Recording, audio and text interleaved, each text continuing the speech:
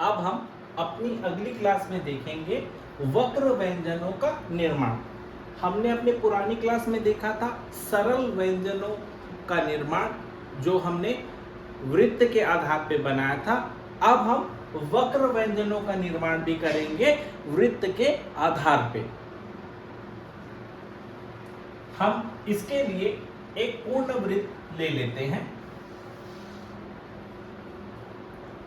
इस वृत्त को हम धन के चिन्ह से काट देते हैं। तो इसमें कुछ रेखाएं दिख रही हैं।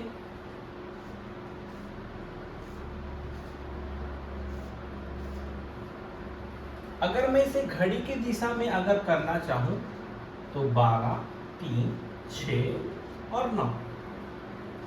अगर मैं घड़ी की दिशा लेता हूं, घड़ी कैसे चलती है? सीधी दिशा पे। अगर मैं 9 बजे से 12 बजे के बीच में जाता हूं इस तरीके से नीचे से ऊपर, हमने देखा है पुराने नियम में कि जो रेखा नीचे से ऊपर जाती है तो उसे हम ऊर्ध्वगामी कहते हैं। तो 9 बजे से 12 बजे के बीच में जो रेखा जा रही है वक्र, वो क्या है आपका? ल। वक्र व्यंजन कभी भी कोण नहीं बनाते हैं, सिर्फ सरल व्यंजन की जो है वो क्या बनाते हैं? हमारे कोण बनाते हैं। तो जो 9 बजे से 12 बजे के बीच में जा रहा है नीचे से ऊपर की तरफ, वो क्या है? हमारा ल। इसका डायरेक्शन देने के लिए बस आप दे सकते हैं, जोड़ के नहीं लिखना, बस ये आप डायरेक्शन आपके समझने के लिए बनाया है। उसी प्रकार से हम उसी दिशा में जब वापस आते हैं, अब उसकी दिशा क्या हो गई? ऊपर से नीचे की तरफ, मतलब 12 से 9 बजे के बीच में। तो जो रेखा ऊपर से नीचे आती है हम उसे क्या कहते हैं? अधोगामी। तो वो भी क्या है हमारा? समझने के लिए लिखेंगे हम, वो भी क्या है हमारा? ल।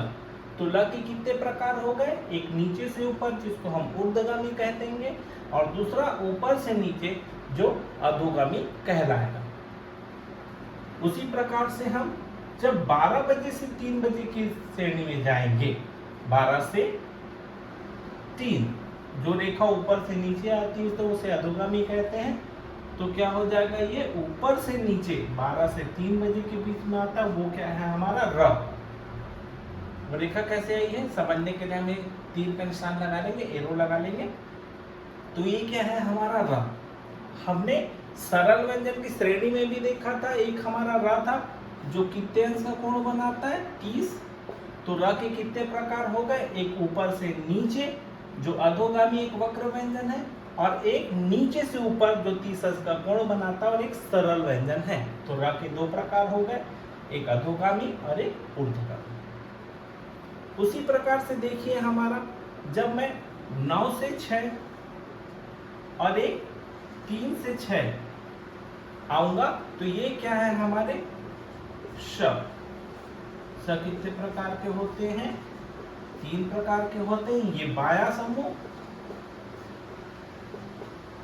और ये दाया समूह। कैसे बना हुआ है? एक मटकी के नीचे के भाग, घमेले के नीचे के भाग की तरह एक बाया समूह और एक दाया समूह। तो श के 3 है।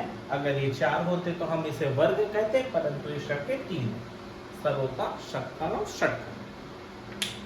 तो एक वृत्त को जब हमने धन के चिन्ह से काटा तो हमें क्या क्या मिला?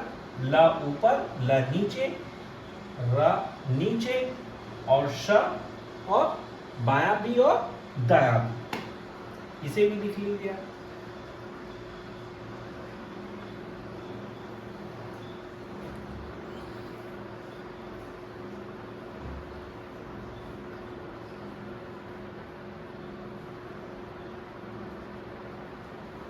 अब आगे बढ़ते हैं।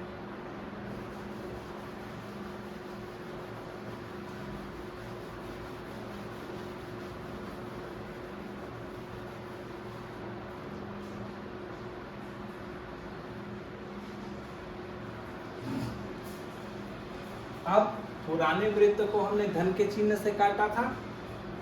अब हम फिर एक वृत्त को ले रहे हैं जिसको हम गुना के चिन्ह से काट रहे हैं। तो इसमें भी हमें कुछ रेखाएं दिख रही है, थोड़ा सा ध्यान देंगे।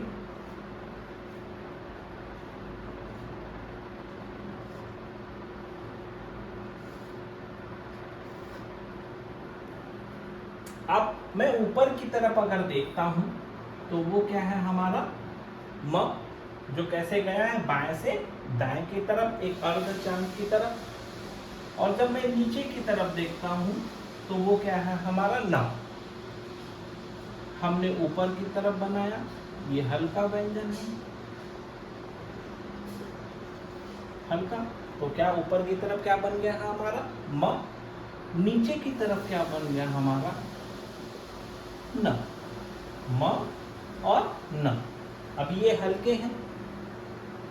अगर मैं म को काट देता हूं बीच से तो क्या बन जाता है वो न बन जाता है, और न को काट देता हूं तो क्या बन जाता है वो म बन जाता है। ये कब होता है?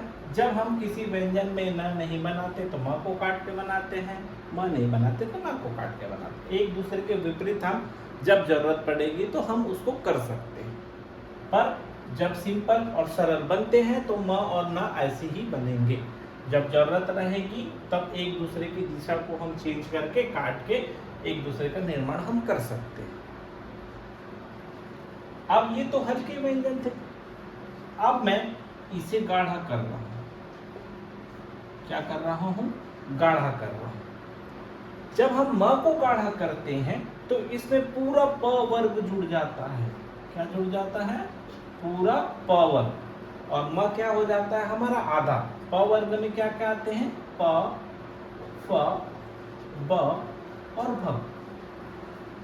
अब म को मैं गाढ़ा कर रहा हूं तो इसमें क्या क्या पढ़ सकता हूं? अम्फ, अम्फ, अम्भ और अम्भ। मैंने म को गाढ़ा लिखा। उसी प्रकार से मैं न को गाढ़ा लिखता हूं तो ये कैसा हो जाता है? अंगा बन जाता है। क्या बन जाता है? अंगा बन जाता है। हम हिंदी शब्दकोश में देखेंगे तो इस अंग से व्यंजन ना प्रारंभ होते हैं ना अंत होते हैं, इसलिए हम इसकी सहूलियत के लिए किस अंग को ले लेंगे? एक हिंदी के ऐसा अंग को हम ले सकते हैं। अब ये तो रही एक ऊपर और नीचे की बात। हमें बाएं दाएं भी कुछ दिख रहा है, उस रेखाओं का भी निर्माण करते हैं। तो जो बायां और दायां है वो हमारा त वर्ग है। क्या वर्ग है? त वर्ग। अब वर्ग कहा था तो पुराने आधार में हम वर्ग कहेंगे तो कितने व्यंजन होंगे उसमें? 4। आइए उसका निर्माण करते हैं। तो त वर्ग, अब ये वक्र है तो कोण नहीं बनाएगा, परंतु वर्ग है तो उसमें 4 व्यंजन होंगे। लिख लेते हैं। पहला हल्का, हल्का होके कटा हुआ, गाढ़ा, गाढ़ा होके कटा हुआ। तो रेखा कैसी है इसकी? बाया दाया, ये है आपका त, फिर आता है था, दवाई वाला द और धनुष वाला ध। त हल्का है, थ को लिखते समय हम क्या करेंगे? बीचों बीच काट देंगे। द बनाने के लिए क्या करेंगे? ऊपर से ही गाढ़ा बनाएंगे। और ध बनाने के लिए क्या करेंगे? हम गाढ़ा तो बनाएंगे ही, परंतु बीच से काट देंगे। तो त एक वर्ग है, उसके व्यंजन है त, थ, द, ध। पहला व्यंजन हल्का, दूसरा हल्का होके कटा हुआ, तीसरा व्यंजन गाढ़ा और चौथा व्यंजन गाढ़ा होके कटा हुआ। तो इस प्रकार से हमने एक वृत्त को गुना के चिन्ह से काटा। ऊपर म और नीचे न मिला। जब म को काटो तो न बनता है, न को काटो तो म बनता है। म को गाढ़ा लिखो तो उसमें प वर्ग जुड़ जाता है, और न को गाढ़ा लिखो तो उसमें अंग लग जाता है। और बाकी बाया दाया वो है आपके त वर्ग। इसे भी लिख लीजिए।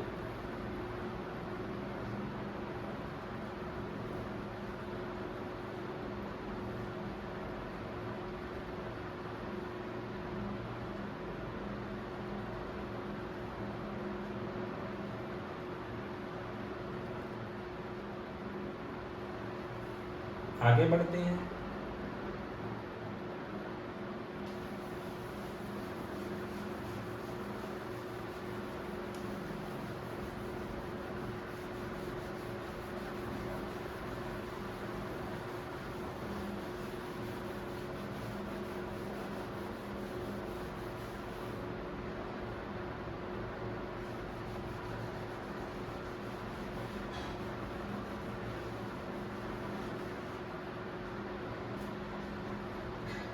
अब आगे व्यंजनों का निर्माण करते हैं।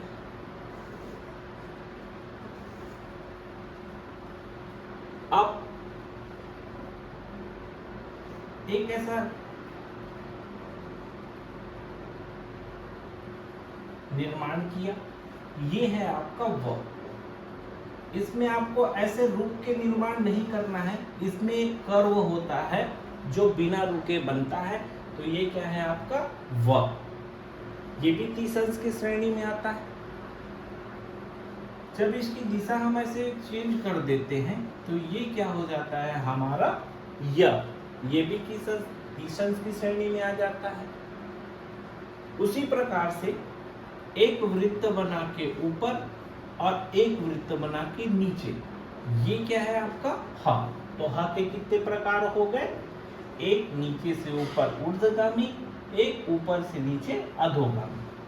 तो इस प्रकार से हमारे सरल व्यंजनों का और वक्र व्यंजनों का, पूरे व्यंजनों का समूह हमने देख लिया। अब थोड़ा सा महत्वपूर्ण, थोड़ा ध्यान देने बात, जब हम न बनाते हैं न, तो इसे हम इस न को ण भी पढ़ सकते हैं। श्रोतागण ध्यान देंगे, ण। ण का एक नियम ये भी है कि कभी भी व्यंजनों का निर्माण हिंदी शब्दों में कभी भी ण से शब्द हमारे चालू नहीं होते हैं। ये आपको बीच में और अंत में मिल जाएगा, परंतु किसी भी शब्दकोश में हिंदी के प्रारंभ में आपको ये नहीं मिलेगा। जब आपके थ्योरी के एग्जाम होते हैं तो ये क्वेश्चन पूछा जाता है कि कौन सा ऐसा व्यंजन है जिससे हिंदी शब्दकोश प्रारंभ नहीं होता, तो वो क्या है हमारा ण। और उसको किससे उच्चारण कर लेते हैं हम? न से कर लेते हैं। उसी प्रकार से र और र, अगर मैं इसे काटता हूं तो किसका निर्माण होता है? हमारे ड का। किसका निर्माण होता है? हमारे ड का, जिसमें क्या होती? बिंदी। जब हमने ट वर्ग का निर्माण किया था तो उसमें देखा था हमने बिंदी नहीं लगाई थी। क्यों? क्योंकि जिसमें बिंदी लगती है वो र ऊपर और र नीचे को काटकर बनाया जाता है। उसी प्रकार से हमने अभी ह का निर्माण किया है। जब ह ऊर्ध्वगामी और जब ह अधोगामी, इसे काट देते हैं तो क्या का निर्माण होता है? ढक्कन का ढ, जिसमें क्या लगी होती है? नीचे बिंदी। तो इस प्रकार से हमारे सभी व्यंजनों का निर्माण हो चुका है। आप क्या करेंगे? अपनी नोटबुक में, जैसे मैंने आपको दिखाया है, हर एक व्यंजन को एक एक पेज बनाने की प्रैक्टिस करेंगे, और गलत बनता है तो उसे मिटाने की जरूरत नहीं है, दूसरी तरफ बना के आप उसका अभ्यास कर सकते हैं। ध्यान रखेंगे कि अगर उस पेज की मार्जिन को, इस मार्जिन को मैं अगर 100% मानता हूं, तो आप इस 100% में आपको कितने का इस्तेमाल करना है? सिर्फ 70% का इस्तेमाल करना है। हम जब कॉपी पे लिखेंगे अपनी नोटबुक में, तो ये जो नीचे की लाइन होती है, ये क्या होती है? आपकी बेस लाइन होती है। इसमें आपको व्यंजनों को लाके रखना है। जो भी व्यंजन निर्माण करेंगे तो पहले व्यंजन कहाँ पर जाकर दिखेगा? आपके लाइन पर होना चाहिए।